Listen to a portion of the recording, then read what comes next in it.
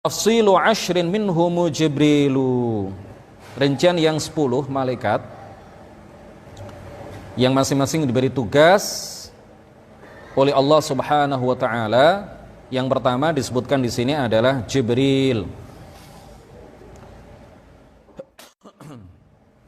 Yang pertama adalah malaikat Jibril alaihi salam.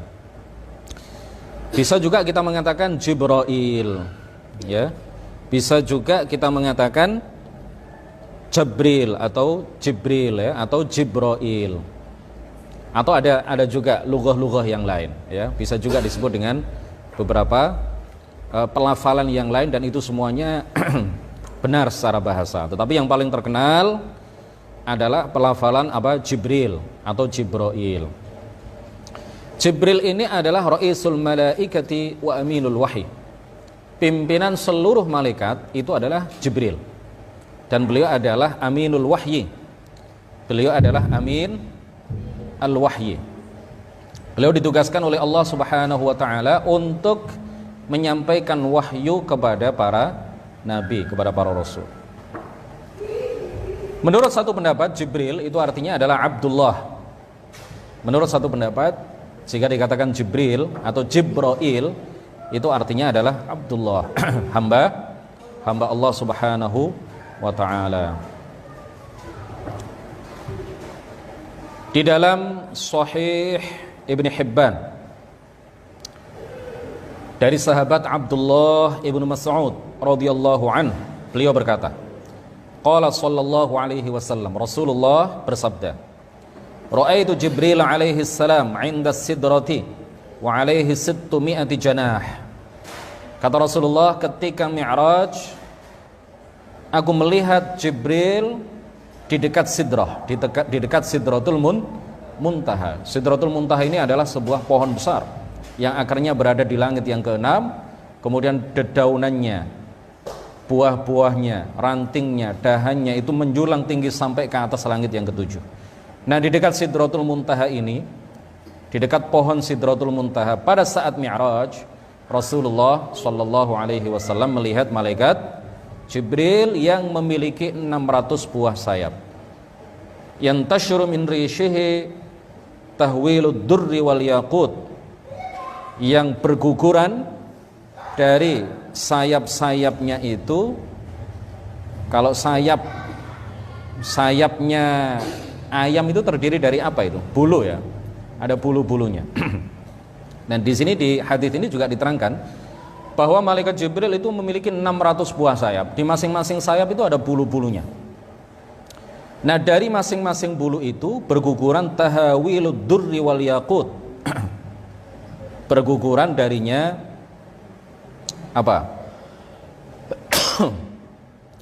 mutiara-mutiara dan batu mulia yang sangat menakjubkan, yang sangat mempesona, yang sangat indah sekali.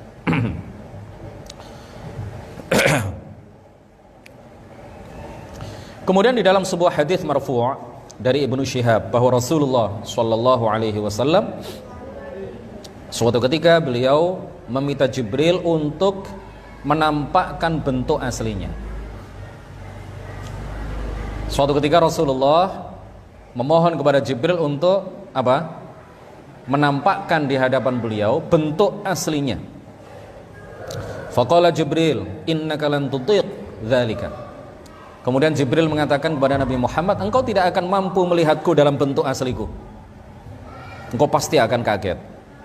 Lalu Rasulullah kemudian mengatakan, inni uhibbu an taf'al. Saya sungguh ingin engkau menampakkan bentuk aslimu wahai Jibril. Fa kharaja Rasulullah sallallahu alaihi wasallam ila al-musalla fi lailatin muqmirah. Lalu Rasulullah pergi ke suatu tempat salat fi lailatin muqmirah, pada suatu malam yang di situ ada bulannya yang terang. Fa atahu Jibril fi suratihi. Kemudian Jibril datang dalam bentuk aslinya. Fa ghushiya ala Rasulillah sallallahu alaihi wasallam hina ra'ah.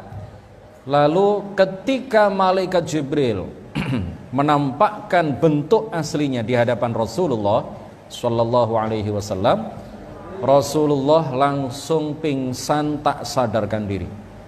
begitu melihat malaikat Jibril dalam bentuk aslinya yang memiliki 600 buah sayap yang luar biasa besar, lebih besar dari apapun yang pernah beliau lihat, yang pernah Rasulullah lihat, Rasulullah kemudian langsung pingsan, tak sadarkan diri.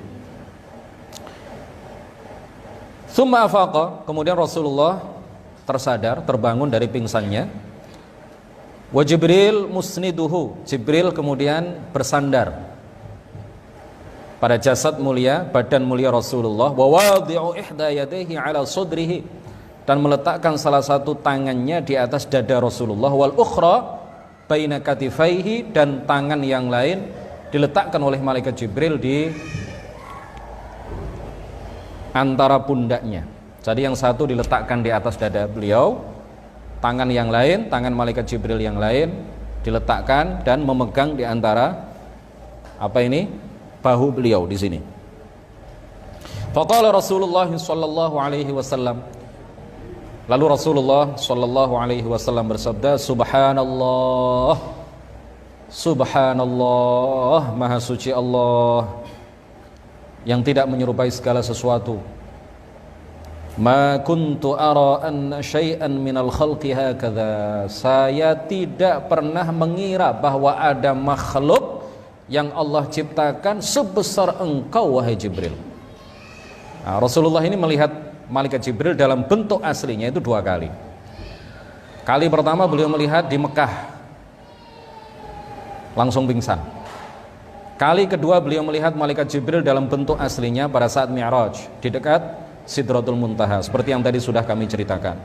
Dan pada saat kali kedua beliau melihat malaikat Jibril dalam bentuk aslinya, Rasulullah sudah tidak pingsan lagi, sudah pengalaman, sudah pernah melihat Jibril dalam bentuk aslinya. Pada kali yang pertama pingsan, pada kali yang kedua beliau tidak pingsan, dikuatkan hatinya oleh Allah Subhanahu wa ta'ala. Urutan yang kedua, malaikat yang disebutkan dalam bait nazam ini adalah Mikal. Mikal, malaikat apa? Mikal. Siapa malaikat Mikal ini? Sebutan lainnya adalah Mikail. Malaikat Mikail. Jadi kita wajib beriman dengan seluruh malaikat. Kita wajib beriman bahwa malaikat itu memang hak, betul-betul ada. Tetapi kita tidak difardhu'ainkan, tidak wajib atas masing-masing dari kita untuk menghafal nama-nama malaikat. Menghafal nama-nama malaikat itu hukumnya adalah fardu kifayah. Ini menurut pendapat yang paling kuat. Ada sebagian ulama yang berpendapat bahwa wajib ain bagi kita, masing-masing dari kita wajib menghafal nama-nama malaikat. Sebagaimana kita juga wajib menghafal nama-nama nabi dan rasul yang disebutkan di dalam Al-Quran. Ini satu pendapat. Tapi saya mengikuti pendapat yang menyatakan bahwa kita wajib beriman dengan seluruh nabi dan rasul secara umum. Adapun menghafal nama-nama nabi dan rasul, baik yang disebutkan di dalam Al-Quran ataupun yang disebutkan di dalam hadis dan tidak disebutkan di dalam Al-Quran, maka itu hukumnya adalah fardu kifayah. Begitu juga menghafal nama-nama malaikat yang 10 yang biasa disebutkan oleh para ulama itu.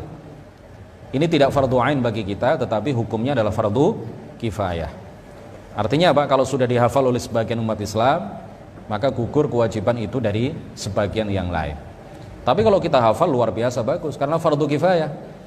Ya, meskipun bukan fardu ain, tetapi kalau kita ingin mendapatkan kebaikan sehingga masuk ke dalam kelompok yang menghafal nama-nama nabi dan rasul yang disebutkan di dalam Al-Quran dan nama-nama malaikat yang jumlahnya 10 itu, maka kita berarti termasuk kelompok yang mendapatkan pahala, ya, meskipun itu tidak fardu ain untuk kita lakukan. Fardu kifayah juga kalau kita lakukan adalah satu perbuatan yang mendatangkan pahala yang besar bagi kita.